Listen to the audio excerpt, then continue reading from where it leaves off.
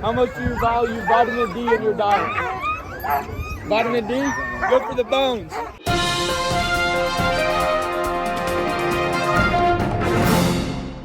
The formation of vitamin D starts with the absorption of UV light into the skin. The skin contains large numbers of this molecule called 7-dehydrocholesterol, and when UV light from the sun hits that molecule just right, it converts it into cholecalciferol, or vitamin D, vitamin D3 specifically. Now there are still 2 more steps required for vitamin D to be fully active and useful in the body. This newly formed vitamin D is now free to leave the skin, hitch a ride on a blood vessel, and go to the liver for its next step in activation. While in humans, 80 to 90% of the vitamin D comes through skin formation, this is not the case in dogs. Dogs and cats do not form vitamin D through the skin. This is because dogs and cats have a high level of an enzyme called 7-dehydrocholesterol delta 7 reductase, a phenomenal word to bust out at a party. Instantly makes you sound like a genius. This molecule eats the 7-dehydrocholesterol and converts it into cholesterol.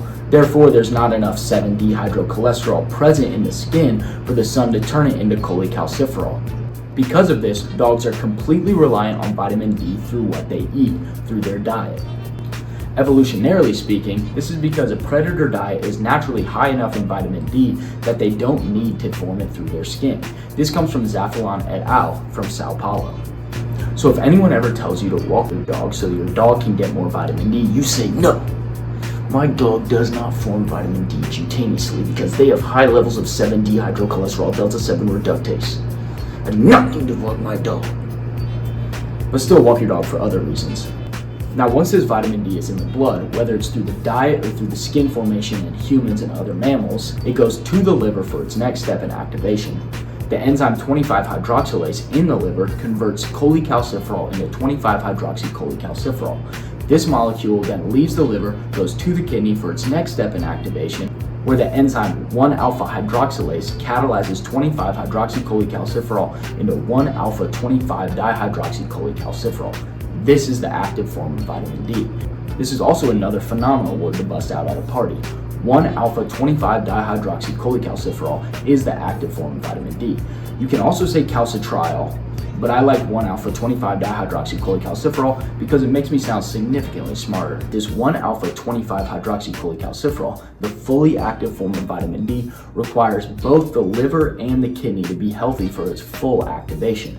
Pathology of either of these organs will affect the levels and the activity of vitamin D, leading to hypovitaminosis D. Now that we understand how vitamin D is made, we need to talk about how the body regulates the levels of vitamin D. Vitamin D is crucial in the regulation of the levels of calcium and phosphate in the body. So a genius way for the body to regulate the levels of vitamin D in the body, and in turn the calcium and phosphate concentrations, would be to regulate the level of 1-alpha-hydroxylase, the last enzyme required in the complete activation of vitamin D. High levels of 1-alpha-hydroxylase mean high levels of active vitamin D, and vice versa. One of the jobs of the kidney is phosphate excretion in the urine. If the kidney senses low levels of phosphate in the blood, it will directly increase the expression in the kidney of 1-alpha-hydroxylase. Low levels of calcium are detected by a different organ, the parathyroid gland. The parathyroid gland will detect low levels of calcium and cause increased release of parathyroid hormone, and parathyroid hormone will go to the kidney and increase the expression of 1-alpha-hydroxylase. Again, increased expression of 1-alpha-hydroxylase will cause increased active vitamin D in the body because it's the last enzyme required for the complete activation of vitamin D. This active vitamin D will go to the intestine and cause the increased absorption from the intestine of more calcium and phosphate. The kidney is involved in the excretion of phosphate and calcium. Vitamin D will also go to the kidney and say, do not pee out this calcium and phosphate and preserve it in our body. Finally, vitamin D will go to osteoclasts and cause increased osteoclastic activity. These are the cells that are responsible in breaking down bone and releasing calcium and phosphate from the bone. But we understand that vitamin D is good for the bone. So how does this work? This remodeling will strengthen bone by causing it to reprecipitate into something stronger than it was. These 3 actions of vitamin D going to the intestine, kidney, and bone are all to increase the calcium and phosphate concentrations in the blood. When there are high levels of calcium and high levels of phosphate in the blood, they join up into a legendary, unstoppable duo called hydroxyapatite. Hydroxyapatite is the material that makes bone strong. shout out vitamin D for facilitating this legendary combo. One could say it's the Brett Veach of the body. Just a quick note on some pathology that can happen here. I mentioned parathyroid hormone, which is the hormone that's increased when the body senses low levels of calcium. Parathyroid hormone does not send the signal to the kidney to preserve phosphate and not pee it out. So what you'll see is increased osteoclastic activity. Your bones will be breaking down, but they don't build back stronger because you're whizzing out all your phosphate. Because of this, parathyroid hormone is often referred to as phosphaturic, meaning that you're peeing your phosphate out. This prevents that legendary combo of hydroxyapatite. So with uncontrolled parathyroid hormone and no concurrent vitamin D, your bones are being broken down, but not building back stronger. This is the case in something like primary hyperparathyroidism, which is often a neoplasia or a cancer of that parathyroid gland. One of my closest friends actually suffered from primary hyperparathyroidism, and it looked terrible. Shout out my boy Keaton. If none of that makes sense, I'm sorry. I was trying to channel my Dr. Pullman, but ClinPath is tough, and I cannot capture the glory of Dr. Pullman. Before I go deeper on vitamin D, I need to talk to an expert. Someone that's seen bones stressed to the limit. Someone who knows what it means to be an elite canine athlete.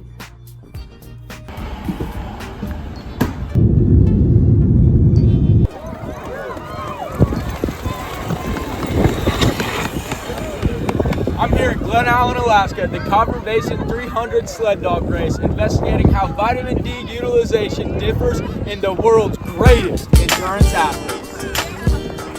Joining me now, all the way from Ithaca, New York, is one of the world's top dogs in sled dog nutrition. The acting alpha dog of the country's one and only sled dog research colony, author of countless cutting-edge sled dog nutrition publications, a protege of legends in the field of sled dog nutrition, such as Dr. Heather Hewson and Dr. Christopher Fry. Following her acquisition of her Doctor of Veterinary Medicine degree at Cornell University, she shocked the world with her decision to specialize in canine sports medicine at Cornell. The phenom, the next big thing, the alpha dog herself, Dr. Carolyn Ellis. My conversation with Dr. Ellis revolved around vitamin D and answers to life's biggest questions like what is happiness, what is success, and debates on the existence of free will and consciousness. Vitamin D samples. Thank you, Dr. Ellis. I was curious to learn more about vitamin D deficiency in canine athletes because research suggests that 56% of human athletes see vitamin D deficiencies, which is significantly increased from age-matched populations. Do we see that trend remain when looking at our elite canine athletes? We see that trend in young dogs as well as kind of geriatric dogs, and it's mostly sled dogs. Wow. But first, a quick overview of hypovitaminosis D or vitamin D deficiency. Hypovitaminosis D can be from a genetic defect in the activation or function of vitamin D, as is the case in VDDR type 1, which is a genetic mutation causing decreased expression of 1-alpha hydroxylase, which is an enzyme that we are already an expert on, as we know it's the final enzyme required in the complete activation of vitamin D. Hypovitaminosis D can also develop from a diet deficient in vitamin D. This is becoming more and more popular in dogs as owners are switching to homemade diets. Low vitamin D will cause low calcium and low phosphate concentrations, as we know vitamin D is responsible for increasing the calcium and phosphate concentrations. Low calcium and phosphate concentrations will cause impairments in bone mineralization associated with either rickets or osteomalacia. The difference between the two is whether or not the animal is skeletally mature. Low vitamin D will cause decreased concentrations of calcium, which will cause increased concentrations of parathyroid hormone, which will lead to weak bones, and we call this secondary hyperparathyroidism. Pathology from hypovitaminosis D will lead to more problems than just bone mineralization defects. So with this in mind, one could assume that in populations predisposed to vitamin D deficiency, like in sled dogs, we would be more likely to see something like osteomalacia. There's kind of decreased calcium and phosphorus, but in terms of kind of osteomalacia, that's not really something that's done or like studied in dogs or seen in dogs, so it's even less of a concern. My poor interviewing skills mixed with me being absolutely starstruck by talking to such a legend in the field led to me forgetting to follow up on what pathology we actually see in sled dogs from hypovitaminosis D. In a follow-up text message to me, Dr. Ellis revealed that this hypovitaminosis D that we see in sled dogs will really only lead to poor performance and generalized weakness. Fascinating. So why is it that athletic dogs get hypovitaminosis D? Some studies in human athletes suggest that it could be racial differences or increased time indoors from training indoors. This suggests that it's a difference in cutaneous formation. However, we also see more hypovitaminosis D in canine athletes where there is no cutaneous formation of vitamin D.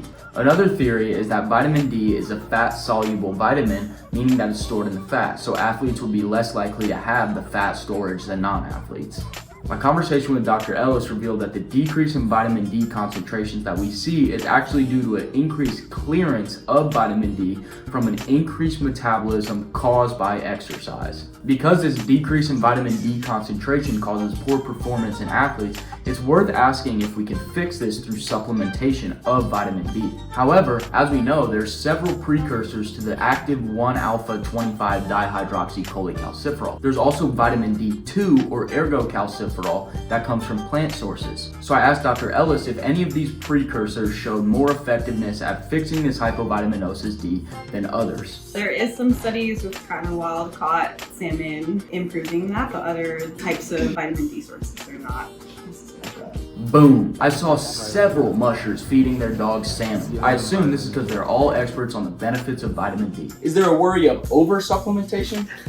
There is a worry of over-supplementation, and we can reach toxic levels. The reason I mention over-supplementation of vitamin D is because it's important to know that cholecalciferol or vitamin D is actually a very common form of rat poison. It is a common problem for dogs to ingest this cholecalciferol because it smells good, and this causes an acute kidney injury from mineral deposition into the kidney. And unlike other forms of rodenticide, cholecalciferol does not have an antidote or a reversal. So when dogs ingest large amounts of this, it's more alarming than other forms of rodenticide. Therefore, going ham on the vitamin D supplementation just because you watch this video might not be the best option. You like vitamin D? You like vitamin D?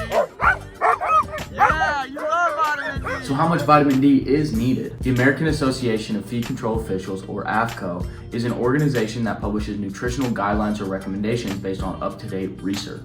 Dog foods must be able to meet their guidelines in order to put that AFCO labeled drip on their packaging. Their current recommendation for vitamin D is anywhere between 500 and 3,000 international units per kilogram, with no differentiation between growing and skeletally mature dogs. I had no idea what an international unit was, but after looking it up, it's the amount of molecule required in order to have a biological effect. Whatever. Thankfully, I don't have to worry about what an international unit is because the people in charge of making commercial dog food do a great job of not inflicting deficiencies or toxicities on our spectacular pets.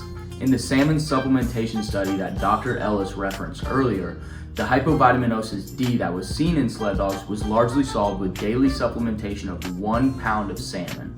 This added an estimated 2,250 or 4,500 international units of vitamin D a day. The only dogs that didn't see complete resolution of their hypovitaminosis D were puppies. Someone tell AFCO, this might suggest that growing dogs have a higher vitamin D requirement than skeletally mature dogs, but more research would be needed as the sample size was small. If the only thing you've learned today is that nutrition is complicated, that's okay. The intricacies of nutrition are something that take years of education and training just to get a solid grasp of the basics. Even though I'm only in vet school, I still get asked all the time, what food should I feed my dog? I understand why this question seems so pertinent. It seems like everywhere we look, we're bombarded by misinformation and fear-mongering about commercial dog food. However, after all this research, I saw that the only way we can inflict a true vitamin D deficiency on our pets is by trying to outsmart the experts and feed our dog a homemade diet. These diets are often formulated by social media influencers with Facebook certificates in canine nutrition rather than the highly trained board-certified canine nutritionists that work for these commercial dog food companies. Keep in mind, these big-name companies like Hills, Purina, and Royal Canin are the companies that invest the most money into research and development, which greatly improves our overall knowledge on canine nutrition. So unless you're running your dog for hundreds or thousands of miles, the hard work of figuring out the fine details of your dog's nutrition are not your problem. We now live in a world where experts are forced to share the same platform as a Reddit comment or a YouTube short of someone who had an interesting idea that came to them in a psychedelic trance. Living in a world of endless information also means living in a world of endless misinformation. It's time for all of us to listen to the experts, put down our phones, and pick up the harnesses. We've been so busy falling for bullshit. we've forgotten to show our dogs the trails they dream of. All right, that's it.